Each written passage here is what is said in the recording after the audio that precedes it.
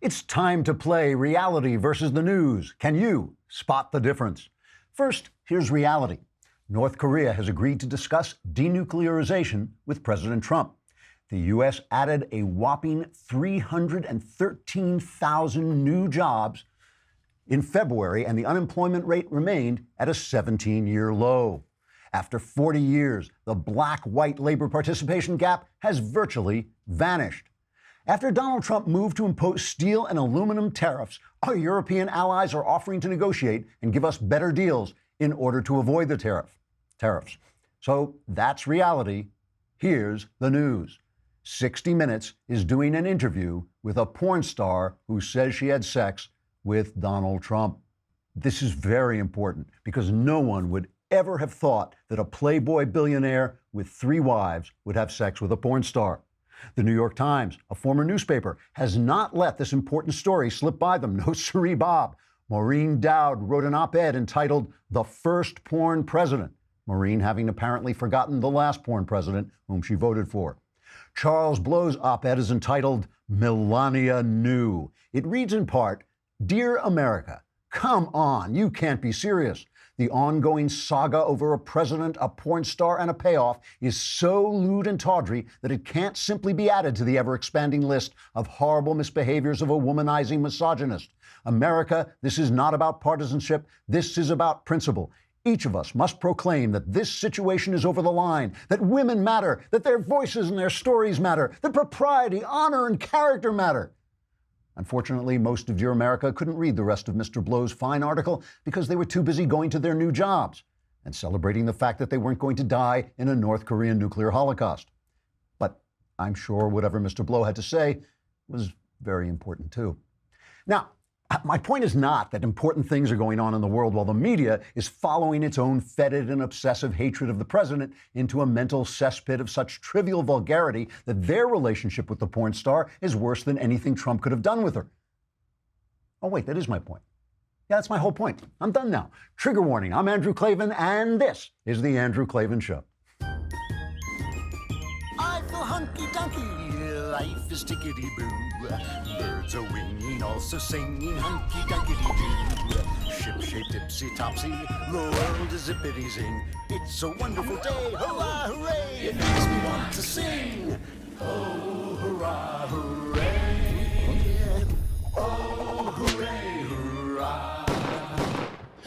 All right, the Klavanless weekend has ended. Sir Michael of Knowles is with us. Michael was knighted. Oh, no, he was beknighted. Sorry, that's different. He's with us to answer the question, is social media really censoring conservatives?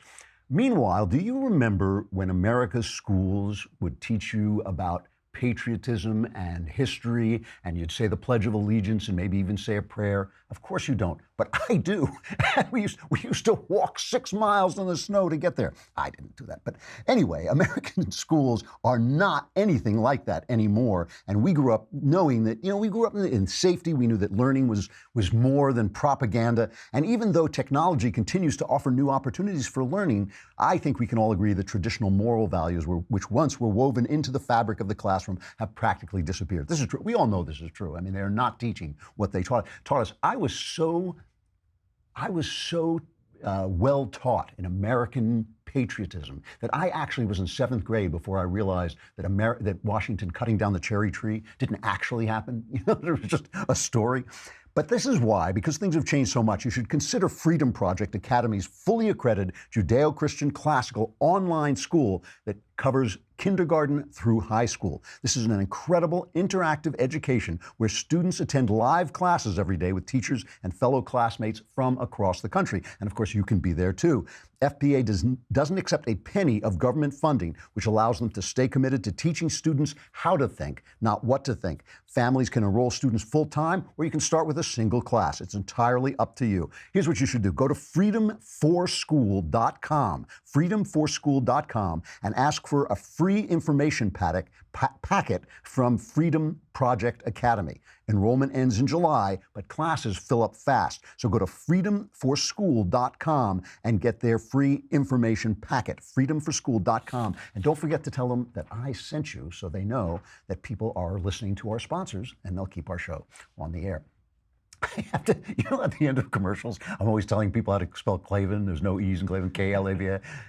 I just have to say this. There's a review for my memoir, The Great Good Thing, on Amazon. Every now and again, I go in and check. It's got over 400 reviews, a five-star average with over 400 reviews. If you haven't read The Great Good Thing, it is your assignment. There will be a test after the show. So you have to, after the show goes off the air, you will have a test for The Great Good Thing. So you should read it. But here's the latest review. I swear, I took this right off the site. I can't say it better than the highest rated 5-star reviews already have. It deserves more stars. I heard about this book from Klavan's podcast, K-A-L-V-A-N, from Klavan's podcast, The Andrew Kalyan Show, K-A-L-Y-A-N, also a 5-star production. And it didn't disappoint. Take it from a confused atheist on the verge of coming to faith himself. You need to read this book. So, but at least there were no E's. There are no E's, Klavan and Kalyan, but there are no E's. All right. So I have to talk about the disparity between it. At this point, Donald Trump is kind of on a roll. Things are going pretty well. The tariff thing, obviously, a lot of conservatives not happy about it. But so far, it looks like a kind of negotiating technique. Today, he revealed, he released the White House plan for guns, and there was nothing about confiscating weapons. There was some study group looking in maybe raising the age for guns, but basically it was making schools safer by making schools safer and letting people, training teachers to carry and all the things that we think might actually help. So he's really doing well, and obviously the press has stooped from, oh my gosh, Russia is running America, to, oh my gosh, Donald Trump slept with a porn star. And again, is there anybody who didn't know that Donald Trump was doing stuff like that? I mean, even Melania, when Charles Blow says Melania knew, then what business is it of yours if she knew? If she knew, what difference does it make? Anyway, but the one thing I do want to say is there's still a lot of people on the right who don't like Donald Trump and have reservations about him. And one of the things about Trump is, Sebastian Gorka, who is a big Trump supporter and very eloquent about it, says he's got great instincts. He's got great instincts. And that is the thing about Trump. He's not a man of ideas. And I keep saying, when people say he's playing chess, I always say, no, he's like a running back. He senses where the daylight is and he senses where to go. That's why he frequently opens his mouth and says things and then has to take them back, because he's playing with instinct. And there is indeed a danger with going after a man of instincts and not ideas, in that you're essentially following the man himself. And that is everything that a republic is not supposed to be. We're not supposed to follow people. We're supposed to follow laws. We're supposed to follow ideas. That is the way it's supposed to be. Obviously, we want good men in there to operate and put those ideas into motion. But when you follow a guy of instinct, that's why I asked the question the other week when I asked you, what would it take for you to dump Donald Trump? I mean, apart, I just wanted to make sure that there was something that he could violate, some principle that he could violate. When I voted for Trump, I voted for his instincts, because Hillary Clinton is a person of ideas, but her ideas were so bad and so damaging, and she herself was so corrupt, that I thought this could seriously, after 8 years of Barack Obama's radical leftism, this could seriously end the American experiment. We could wind up like Europe. And the thing you have to understand about Europe is dead, and you don't want to wind up dead. One of the good things about being a country, one of the most important things about being a country is don't be dead. That is, I think we could say that's a basic rule. However, while it is true that I feel with Trump we have to sort of trust him in ways that I'm not that comfortable with myself, to think that we on the right are the first people to follow a person instead of ideas, I just have to read you these are two things, very brief. Here is a piece that was published on CNN's site from Julian Salizer, a history and public affairs professor at Princeton University. This was once one of the greatest universities in the world, right? And here is a history professor at Princeton University, and he edited a book called The Presidency of Barack Obama, A First Historical Assessment. And he says, this is what he says, his historical assessment of Obama is that Obama could never accept about American politics how ugly American politics had become. He just couldn't accept it. In many ways, this always had been the president's greatest political weakness. His confidence in our democracy prevented him from doing more to stand firm against the destructive forces that were shaping our country during 2 terms in office. Obama's election in 2008 was supposed to signify that our country was finally moving in the right direction. A country born with slavery had elected an African American to be president. As president, Obama never let go of this hope.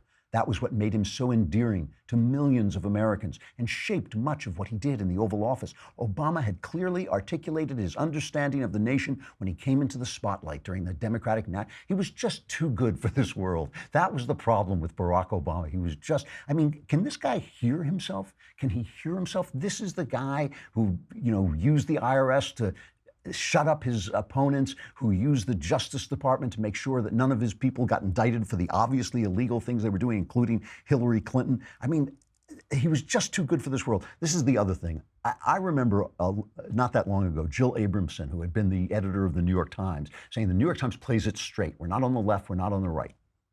And I just thought, does she not know? I mean, she's dealing with the Democrat Pravda. Does she actually not know? So here, this is our guy, Joseph Curl at the Daily Wire, writes this. He says, in his last column for the New York Times, public editor Arthur Brisbane said that liberalism virtually bleeds through the fabric of the Times, adding that reporters approach some liberal issues, such as gay marriage and the Occupy movement, more like causes than news subjects. But Jill Abramson, then the Times executive editor, said not so. In our newsroom, we are always conscious that the way we view an issue in New York is not necessarily the way it is viewed in the rest of the country or the world, she said. Of course, says our guy, that's a crock. The once great paper is heavily skewed to the left, giving Democrats a pass on everything while hammering away at conservatives and Republicans. That liberal bias in the age of President Trump has prompted some journalists, as veteran reporter Bob Woodward said, to become emotionally unhinged. That includes Jill Abramson. This is what she says. This is Jill Abramson talking to The Guardian. Writing in The Guardian. It's easy to look at what's happening in Washington, D.C. and despair. That's why I carry a little plastic Obama doll in my purse. I pull him out every now and then to remind myself that the United States had a progressive African-American president until very recently. Some people find this strange, but you have to take comfort where you can find it in Donald Trump's America. Now, to be honest, I carry a Barack Obama doll too, but I also have some pins to stick in it. So I think that's a little different. But the former executive editor of the New York Times is carrying around a little Barack Obama comfort doll so she can get through with the horrible things that are going on. One of the horrible things is the Koreans have announced that North Korea's leader, Kim Jong-un, wants to sit down with the president and discuss denuclearizing the Korean peninsula, not just North Korea, but the whole peninsula. And Trump has said, yes, he'll do it. So in the first moment that this happened, if you want to see the media turn, you can watch it turn in real time. This is actually amazing. The first moment, even MSNBC is celebrating because they had just been so sure, so convinced that Donald Trump was leading us all into nuclear holocaust. Suddenly, Aaron Burnett and the whole on CNN and the people on MSNBC, suddenly they're celebrating. And of course, opening the door to the big question. If President Trump can truly solve this problem, that would be going down as a great president. And there's no way around that. That is the reality here. This is actually a moment that very few of us thought we'd ever see. The North Koreans agreeing to put denuclearization on the table, agreeing to talks with the South Koreans, inviting the President of the United States to have the talks, agreeing to suspend their nuclear and missile tests while they're doing it, in exchange for what? In exchange for nothing. But this is definitely an initiative worth pursuing. The talks themselves, while they go on, will freeze the program. That is a major national security achievement. This all came up just in the last few hours that this was going to be announced tonight. Now, I think back to what the president said just 6 days ago or 5 days ago at that gridiron dinner here in Washington, where he said he would be, of course, open to talks if, in fact, North Korea committed to the potential for denuclearization, abandoning its nuclear weapons program. And it seems like that's where we are. So how long do you think this lasted? We will find out in just 1 minute, which is about how long it lasted. But first, we have to talk about why I look so fabulous. It really is impressive, isn't it? I know that's what you're thinking. It's hard to keep your mind on the subject that I'm talking about because you're just thinking, look at that guy. How can I get a body like that? Well, you should try Beachbody On Demand because I exercise continuously. I really do. Even I'm sitting here, I look like I'm sitting still. I'm actually pedaling under the table. Beachbody On Demand is an online fitness streaming service that gives you unlimited access to a wide variety of highly effective, world-class workouts personalized to meet your needs. Beachbody On Demand also include extensive nutritional content, all proven to help people achieve their health and fitness goal. It's the total package to help you become the total package this year. Beachbody On Demand, it features all these brands, some of which I've tried. PIYO, I don't know how they pronounce that one. Insanity, I have tried that. It is Insanity. 21-day fix, also really tough. There's a 3-week yoga retreat. I don't do that because it's not manly, but you may, I can't speak for you. Anyway, this thing is great. It's on your computer and you can take it wherever you go, so you're never without your exercise program. And it's affordable. You can try this amazing program, all 600 workouts and nutritional information for free. Plus, your annual subscription is cheaper than a gym membership. Here's how you give this service a try. My listeners can get a free trial membership when you text Andrew to 303030. Text Andrew to 303030. You'll get full access to the entire platform for free, all the workouts and nutrition information free. So test it out. Text Andrew to 303030. One day, if you work really hard, you may look like me, and then you can have the show, and I'm going home. All right, so there was one moment. For one moment, the press was ecstatic.Maybe we're not all going to die in a nuclear conflagration. Over. First of all, Twitter went nuts. Twitter. People on Twitter are going, I know it doesn't really matter what people on Twitter say because there's always somebody who will say something, but people on Twitter were saying, how can you call Trump a great president when Russia invaded our election? It's like 13 trolls on Facebook spending less money than most people advertising exercise machines. And this is the worst thing that happened. But let's just go to Chuck Todd on Meet the Press. He's talking to Andrea Mitchell, where suddenly there's absolutely no way this can be a good thing. How does any meeting between Trump and Kim not turn into a victory for the North Koreans? It's hard to imagine how it doesn't. First of all, they've had a victory by setting the terms and by having the meeting itself, as you were pointing out. This is what all North Korean leaders have wanted. 3 generations have wanted a meeting legitimacy from an American president. It is not prepared. There was no letter, despite leaks that there was, so we do not yet know what he's really offering. And the Treasury Secretary with you repeated the phrase denuclearization. Our objective is denuclearization of the Korean Peninsula. That is a trap. The Korean Peninsula means we eliminate our nuclear umbrella from our allies. What we want is for him to give up his illegal weapons, not for us to give up our nuclear security umbrella for South Korea and Japan. This just shows you the lack of, shall we say, competence or familiarity with these details. So Trump needs Andrea Mitchell to explain to him which side we want to get rid of the nuclear weapons on.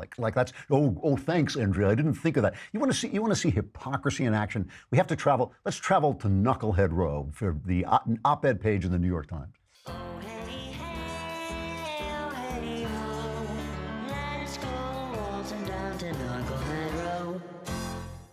So Nick Kristof, a steady card-carrying member of Knucklehead Row, here he is last year talking about how Trump's behavior is leading us to nuclear disaster in North Korea. This is cut number 3. I went to North Korea not feeling particularly optimistic. I came back really feeling that we are not going to be able to stop them, that meaningful talks, some kind of a deal is not possible, and that nobody really wants a war, but we could well have one because of mismanagement. Well, Joe, I think that he is trying to intimidate the North Koreans and aims to get them to pull back. I don't think that's going to happen. And in fact, I think it's counterproductive.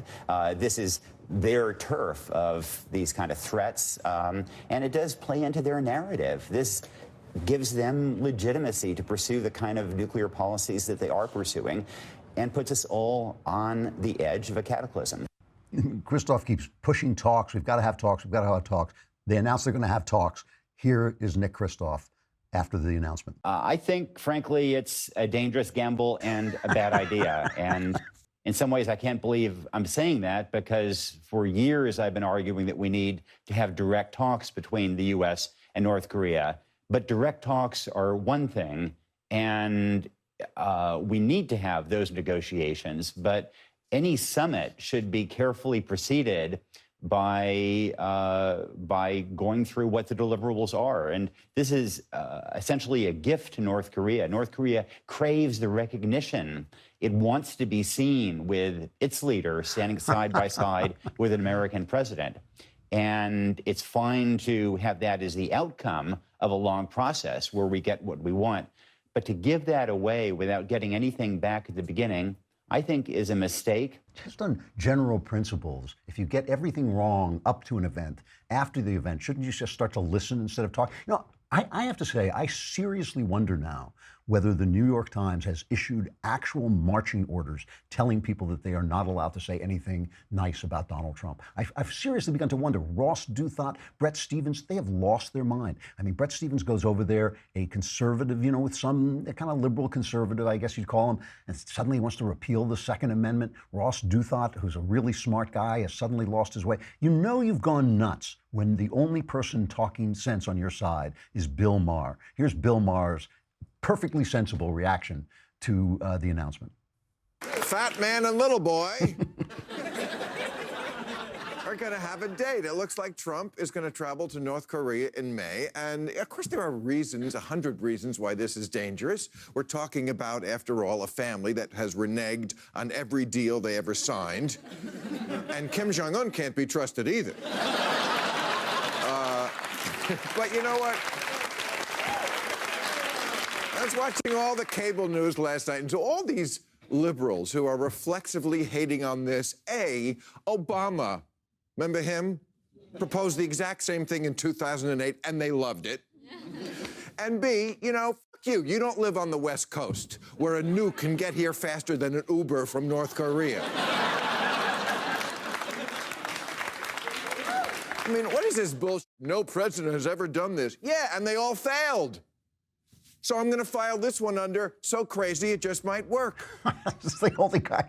First of all, he's the only comedian left on TV who's still telling jokes. He's attacking Trump, but at least he's pretty funny. Fat man and little boy. That's a funny line. So So now Trump is in West. This is the way they're talking about him. They cannot let anything good happen under this guy. I mean, the job creation in February was huge. While the wages aren't going up as fast as they should. You know, this thing about the black and white participation in the job market, it has not been level since the 70s, for 40 years. It's for 40 years. And now blacks are finally coming back into the job market in such force that they are evening out with whites in participation. There's still disparities, still economic disparities, but still, this is good news, you know? A porn star really is that even news at all? You know, they always used to talk about this. The way they would excuse these sex stories is they would say it's the character issue. It's the character issue. Because they wanted to make it sound serious when they were just being salacious and trying to get viewers with sex. We know Trump's character. We know what he was. He was a billionaire playboy who ran beauty contests and slept with everything he could get anywhere near. So what? So we know it already. It's just not new information. It's not really a story. So Trump goes to West Pennsylvania to push the special congressional election there, which could be close, which would be very bad sign. And he starts going after the press, and he goes after Chuck Todd. This is cut number 7. You ever see the story where it's 1999. I'm on Meet the Press, a show now headed by Sleepy Eyes Chuck Todd. He's a sleeping son of a bitch, I'll tell you. He goes after Chuck Todd. It's a personal attack. But his point was that he's been talking about North Korea all this time. So now Chuck Todd goes on with Steve Mnuchin, right? He has Mnuchin on, and you can see it on his face. He's so furious about this that he can't stick to the subject. The only thing he wants to talk about is Trump attacking him. Many people, including myself, raise their kids to respect the office of the presidency and the president of the United States. When he uses vulgarity to talk about individuals, what are they supposed to tell their kids? Again, I'll be with my kids this morning, and I'll be focused on them on what the president is doing to protect the United States, its citizens, and more important, its economy. So he's not immoral. Don't worry about his values. Don't worry about him as a role model. I've never said that whatsoever, so I don't know why you're putting these words in what I'm trying to say, okay? So, again, I am very comfortable with what we're doing, okay? And again, I think you're trying to take this out of perspective and implying something I'm not saying. Oh, fair enough. That what are you supposed to say when he's using these vulgarities to kids? Again, I think you should be focused on what the policies are. He's using those vulgarities in the context of a campaign rally.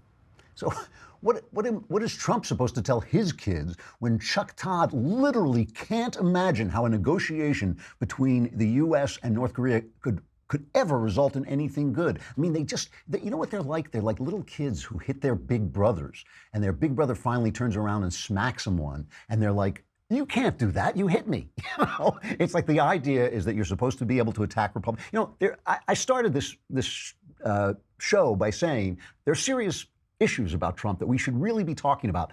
None of them have to do with porn stars. There are serious questions about whether he has principles, whether he's going to stick to the things that we think are right for the country, how good are his instincts, and when we should pull away from his instincts. All kinds of questions I'd be willing to debate, talk about, think about. Porn star, do not care. Do not care. Sorry. I hope you had a good time. All right. Tomorrow, It's The Conversation is back. And this time, it's Ben Shapiro. You know, it's Conversation 2 this time. It's Shapiro. It's 5:30 p.m. Eastern, 2:30 p.m. Pacific. You subscribe today and you can be part of this hour-long live Q&A where you can ask Ben questions about everything you ever wanted to know, and he may even know the answers to some of them. You can ask him about politics, culture, comic books, anything you want, he will answer. Ben's Conversation will stream live on the Ben Shapiro Facebook page and the Daily Wire YouTube channel, and it's free. Anyone can watch it, but only subscribers can ask the questions. It's a lousy $10 to subscribe each month, or just subscribe for the whole year. It's $100, and you get the Leftist Tears mug. And I'm telling you, watch it while Ben is talking. The Leftist Tears mug magically fills up. The tumbler. It's not a mug. It's a tumbler. I'm sorry. God, I can't help myself. It fills up with whatever it is. It fills up with Leftist Tears, which will cure your eczema and other diseases. Ask questions as a subscriber. To do that, you log in to our website, dailywire.com. Head over to the Conversation page and watch the live stream. And after that, you just start typing into the Daily Wire chat box, where Ben will answer questions as they're posted and re-asked in the mellifluous tone of Alicia Krause. Once again, subscribe to get your questions answered by Ben Shapiro tomorrow, March 13th at 5:30 p.m. Eastern, 2:30 p.m. Pacific. Join the conversation. Sir Michael of Knowles is coming up to talk about censorship on social media. I got to say goodbye to Facebook and YouTube. Come on over to thedailywire.com. You can listen or subscribe. You can watch the whole thing right on the site and then join the conversation tomorrow.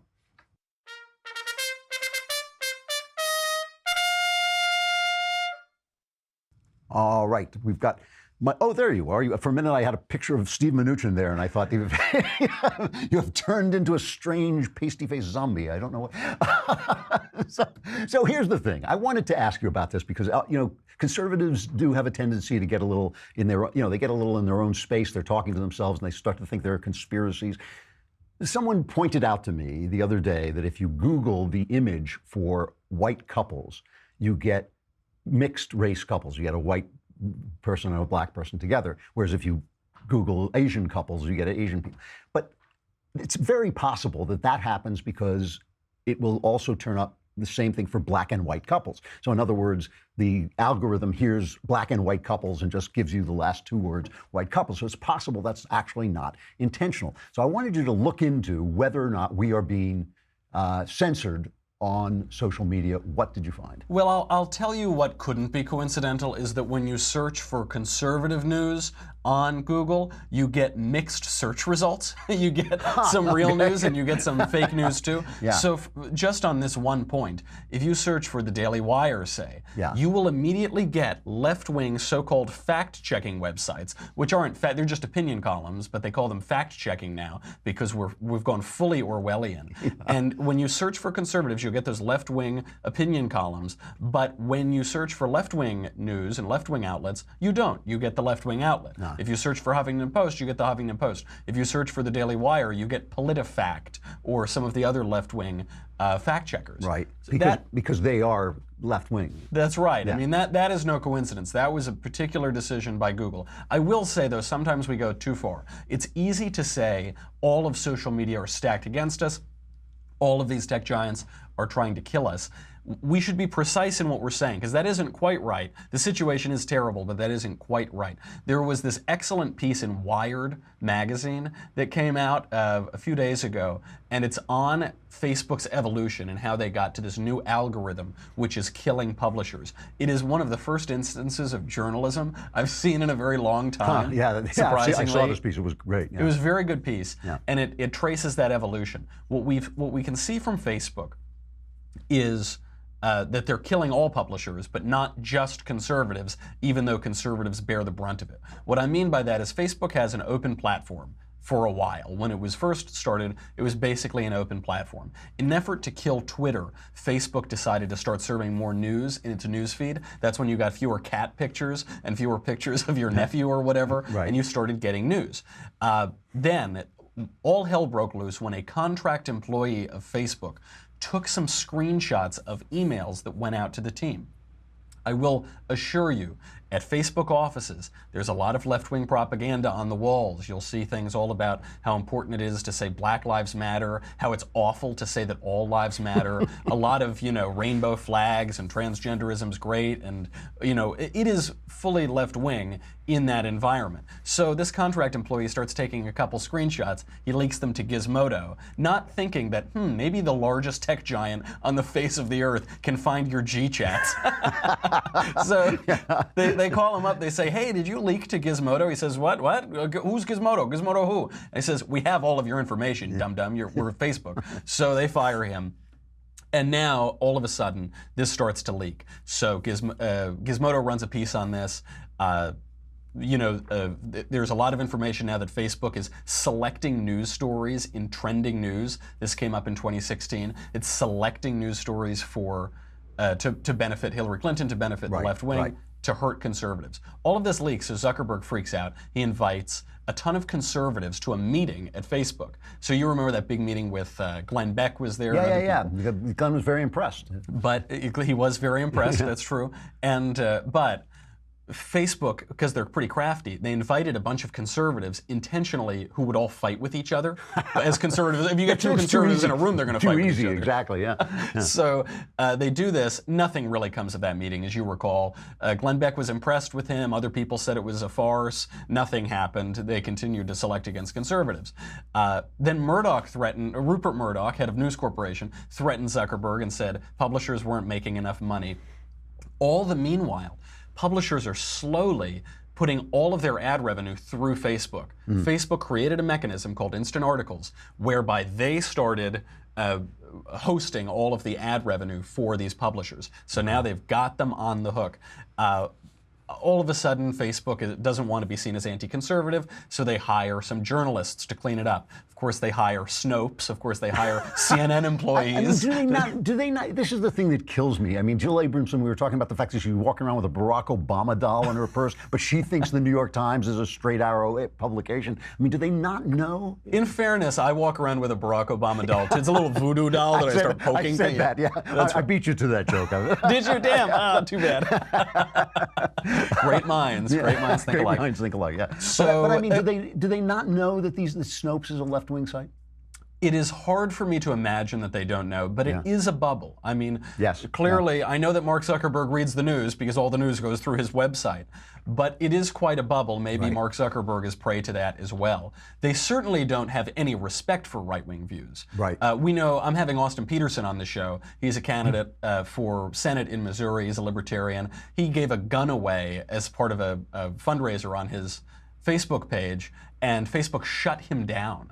That was on Facebook, shut him down? Yeah, and we know that the COO of Facebook, Sheryl Sandberg, has donated the maximum amount to the Democrat incumbent in that Senate race. Wow. So that we know that what the political atmosphere is like there. That said, these algorithm changes, I think, are not intentionally aimed at conservatives. I think they just take them out for a couple reasons. One, the Russians, through that media group, spent about $100,000 on the election to buy Facebook ads to cause some chaos. That is not a lot of money. There were reports that they spent millions. Didn't happen. They spent $100,000. Media companies spend that in a second. I mean, that is not a lot. We know that some organic websites, for instance, right-wing news, was able to reach just as many people as the Russians did in a year. They reached them in a week. Now Facebook is clamping down, shutting down all of these things, and only referring to trustworthy news sources. This is the way that they're killing conservatives, is that Facebook created the new media. The old traditional media had a monopoly on news for 50 years and over 50 years in this country. New media broke through, all of a sudden conservatives have a voice. Facebook allowed that to happen. Now Facebook is killing it, again to privilege the New York Times and those traditional sources. So in other words, when you privilege the traditional sources, which used to be center-left, during the kind of great consensus in the 50s and 60s. When you privilege those, you're now privileging sources that no longer are, because that is the whole thing about leftism. It eats things out from the inside, but continues to portray them as if they were the same place. So the New York Times continues to pretend to be a center-left thing, but it's actually now a leftist newspaper, which it is. It's just a totally, I mean, if you read the headlines today, it was hilarious what they were reporting on, and even telling you, they were telling you that Trump was going to fail in North Korea, that the Iran deal was very important to you. It's just total leftism. So when you privilege mainstream media, you're privileging the left. That's exactly right. Yeah. And so in this way, depending on how you look at it, Facebook is either fairer because some left-wing fringy companies have also gone out of business. So they're, the left-wing kind of new media companies and the right-wing new media companies are getting hurt almost, not really equally, but there's a little more fairness. But you might say it's more insidious because by reverting to that old system, you are privileging the New York Times, the most ridiculous clickbaity left-wing website on the internet. Other tech companies are less crafty about it. They are just targeting conservatives. Twitter admitted to targeting conservatives. They admitted on video to James O'Keefe that they're shadow banning conservatives. So conservatives are not just banned, they don't even know that they've been banned. They just find that people are interacting less with their profiles. We know that YouTube is explicitly censoring conservatives. They censored Prager famously on, here are just a few videos that YouTube has demonetized from Dennis Prager. Why America Must Lead. Why did America fight the Korean War? That controversial, that very controversial 70-year-old war. Just pure racism. That's pure racism. The world's most persecuted minority Christians who were being slaughtered in the Middle East. And this is one they felt was just not safe. It's just too extreme. The 10 Commandments, do not murder. So wait, so they're not taking them down. They're just making it impossible for them to make money, to earn a living, basically. Not just that. They are making it impossible for them to earn a living, to try to drive them out of business. They're also restricting where they can be seen. So Prager University, which does 5-minute videos that on pretty normal topics like the Korean War and the 10 Commandments, now cannot be viewed from high schools or universities on certain videos. So that is pretty brutal censorship. And then obviously, the left wing is not being demonetized. So John Oliver, who is a foreigner interfering in our elections and in our politics. Those Brits, they always want to get us back. They've been doing it for centuries. His videos where he rants about conservatives constantly, those haven't been demonetized. Plus YouTube partnered with the Southern Poverty Law Center, which calls anybody to the right of Hillary Clinton they're a hate terrorist. Group. They are. The SPLC is a hate group. Yeah, no, there's no question about it. So is there anything conservatives can do to fight back? I wish I had some better news for you.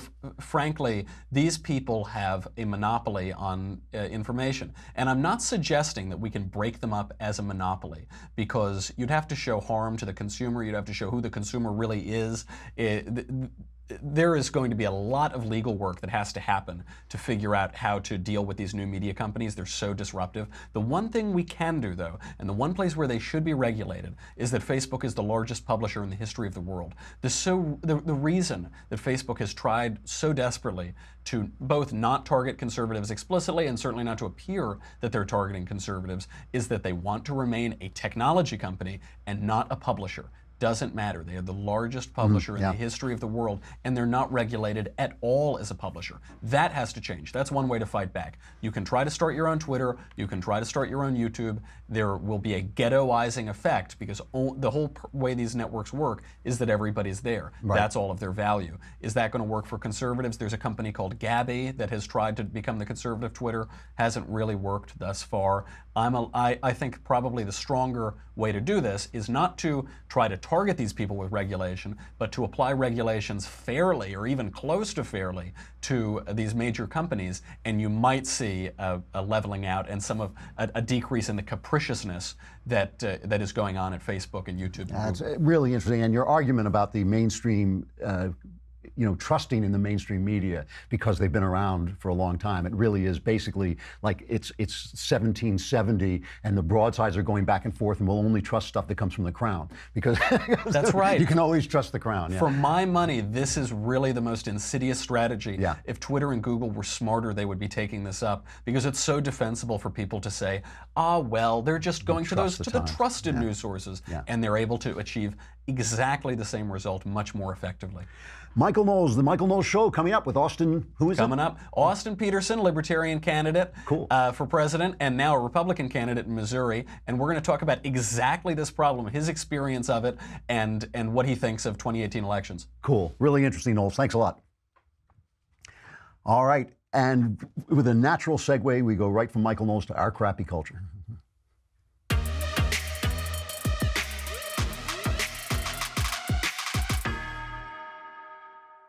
Why are you always so mean to Michael Knowles? That's because he and I are New Yorkers. If I was nice to him, he would get confused. So here's something that happened over the weekend that I just find really disturbing. Lauren Southern, who we had on the show, a Canadian YouTube conservative, Knowles just had her on a couple of days ago, was banned from entering the UK under a law banning terrorists. She was coming from South Africa, where she had been documenting attacks on whites by blacks in South Africa, and she was hauled in by the police as she tried to get into Britain and questioned, and they asked her about her Christian beliefs, and they asked her about how she felt about driving over Muslims with cars. When does that happen? What part of the gospel is that in?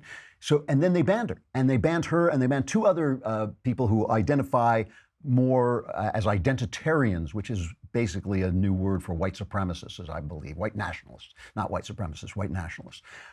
Now, I liked Lauren when I talked to her. I asked her several times to disavow racism, and she didn't in ways that I kind of found disturbing. I don't agree with where she's going on some of this. I don't think she is an identitarian, which I thoroughly disagree with. Listen, racism, I've said this before, but let me just reiterate it. It's literally against my religion. It is literally banned, in my opinion, by anybody who follows the God of the Bible, whether the Old Testament or New Testament, which tells you that all people are made in God's image to love, and in loving God, you also have to love your neighbor. And it doesn't say which neighbor, it just says your neighbor. So it obviously not making racial divisions there. The people who write to me about this are clowns, as far as I'm concerned, who talk to me about genetics. If you have a PhD in genetics, I will listen to your stupid genetic theory. But the fact is, even geneticists do not know very much about this, and it wouldn't matter to me a damn if it does. I believe that people are made in the image of God. So I disagree with this entire thing. But I had Lauren on the show.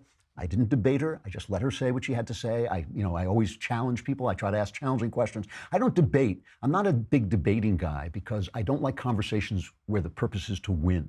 I like conversations where the purpose is to learn stuff. I don't need to win, I've got the best wife in the world, love my kids, love my job, have plenty of money, and when I die, I'm going to heaven. I've already won. So I don't need to win conversation. I just want to hear what people have to say. But this censorship, and this is coming in a country, Britain, where they've just found, they've been investigating another one of these situations in Telford where Muslims were grooming children for sex. They were running basically sex slaves, as many as 1,000 victims over 3 decades, some of them only 11 years old, and the cops didn't want to do anything about it because they didn't want to be accused of racism. So they can't let Lauren in to talk about her views on this, which are shaded, they're nuanced. I mean, she's young, she's learning stuff. When she was on with Knowles, she was a little bit more direct about rejecting racism, but they couldn't let her come in. I can let her come in disagreeing with her. I can let her say anything she wants. Why do they? And by the way, just so you know, this is not a UK problem. This is happening here too. You know, in October, Democrat Senators Mark Warner and Amy Klobuchar, with John McCain, who is the worst on First Amendment stuff, they introduced the Honest Ads Act. This is continuing on from what Knowles was talking about, a bill that would impose, I'm reading this from the Wall Street Journal, the bill would impose new disclaimer and reporting requirements on internet platforms that run paid advertising, from Facebook and Twitter to the online news sites of major newspapers and magazines or the Drudge Report. The disclosure requirements would essentially require digital platforms to publish the name of any American seeking to discuss political subjects through paid ads, which is a chilling standard. This is their reaction to this $100,000 that the Russians, spent on Facebook. This is their panicked reaction to this. From LifeZet, we have the story. Florida's Republican Governor Rick Scott signed an education bill on Sunday with a provision that eliminates free speech zones, so to protect students' First Amendment rights, because it's ridiculous. The First Amendment doesn't need a zone. It operates everywhere in the country. But a full bill protecting this did not make it out of committee. So here is what I want to say. If you have to censor speech, we don't have to censor speech on the show. I can have a Nazi, I can have a communist on the show. He can say whatever he wants. I know it's going to be all right. Why? Because my ideas are better than his. I know that my ideas are better than his or her, and I'm going to win that argument. By the time you finish listening to what he has to say fully and listening to what I have to say, I know I will win. Why?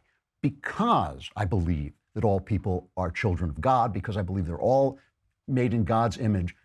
I can't lose that argument. I cannot lose that argument. Why are they losing the argument in Britain? Because of identity politics. Why are they losing it on college campuses? Because of identity politics. If you believe in identity politics, you are a racist. And if you are a racist, you can't win an argument against other racists. If you say Black Lives Matter and somebody comes in and says White Lives Matter, if you say black should be given the best jobs, and somebody comes in and says white should be given the best jobs, you have no argument. You have lost the argument because you have given away the basic tenet, the basic principle that made racism untenable in the West. We fought the Civil War because we believed that all men were created equal. We believed that all men were created equal because we were shaped and formed by biblical logic. That's how that happened. It didn't happen outside of history. It happened in history. That's how those ideas developed. Once you give away those basic ideas of equality, of true equality, equality before God, not equality of income, not equality of achievement, just equality before God and the law, once you give away those, you have got no argument, and you've got to start shutting people down. So once you abandon the first principle, that we are all created equal, not better, not worse, once you abandon the first principle, all the other principles fall like dominoes, and that's why identity politics equals racism. Racism equals censorship, because racism is just about power, right? It's just about power. It's who wins. So I was alive when Black people were banned from using certain public facilities.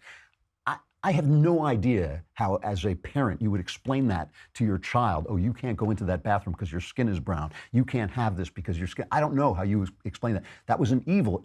The way to correct that is to stop doing it. You stop doing it. You don't then create safe spaces for Blacks. You don't then create bathrooms that whites can't come into, or classes that whites can't come into. When you bite the evil apple, you just become evil, and now you got to shut people up because they're going to expose you for the evil that you are. That's what's happening in the UK, and it's what's happening on college campuses. Identity politics is racism. Racism requires censorship because it has no argument against itself.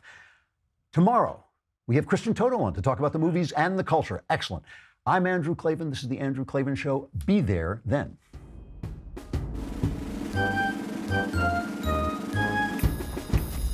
Oh, hooray, hurrah. The Andrew Klavan Show is produced by Robert Sterling. Executive producer, Jeremy Boring. Senior producer, Jonathan Hay. Our supervising producer is Mathis Glover. Technical producer, Austin Stevens. Edited by Alex Zingaro. Audio is mixed by Mike Cormina. Hair and makeup is by Jesua Alvera, and our animations are by Cynthia Angulo and Jacob Jackson. The Andrew Klavan Show is a Daily Wire Forward Publishing production. Copyright Forward Publishing 2018.